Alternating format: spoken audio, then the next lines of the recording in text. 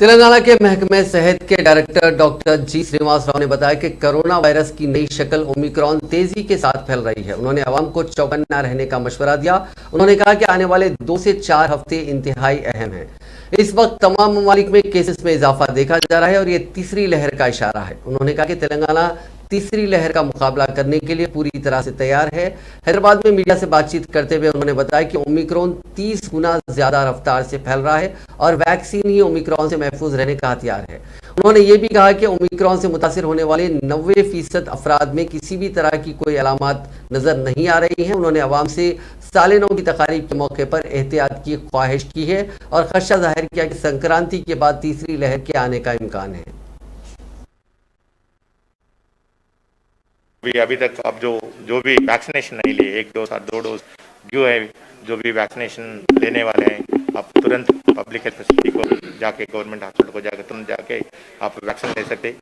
अपने को मास्क पहनना और वैक्सीन लेना, यही दो ही चीज़ें अपना हाथ में, यही अपने को बचा सकते। और आने वाला दिन में भी केसेस हज़ारों में, लाखों में इंक्रीज होने का, रिपोर्ट होने का चांसेस है। तो तेलंगाना राज्य पूरा तरह से हम प्रिपेयर हो गए। हॉस्पिटल बेड्स भी 60,000 बेड्स हम इंतजाम कर लिए और ऑक्सीजन कनेक्शन भी सब बेड्स को दे दिए और डॉक्टर्स, नर्सिंग स्टाफ पूरा तैयार है और लाइफ सेविंग ड्रग्स जो भी है और टेस्टिंग फैसिलिटीज है, ये पूरा इंक्रीज कर दिए। तेलंगाना राज्य तो पूरा प्रिपेयर हुआ है टू मीट एनी इवेंचुअलिटी।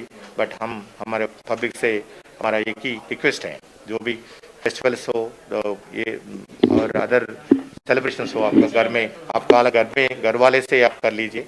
ये बच्चे the next 2 to 4 weeks are going to be very crucial and sensitive.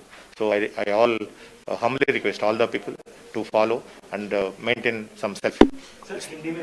या अभी यही अभी जो केसेस इंक्रीज हो रहे हैं, इसको ये हम थर्ड वेव का आरंभ बोल सकते हैं। Okay, definitely it's a starting for the third wave, but the next 2 to 4 weeks are going to be very crucial.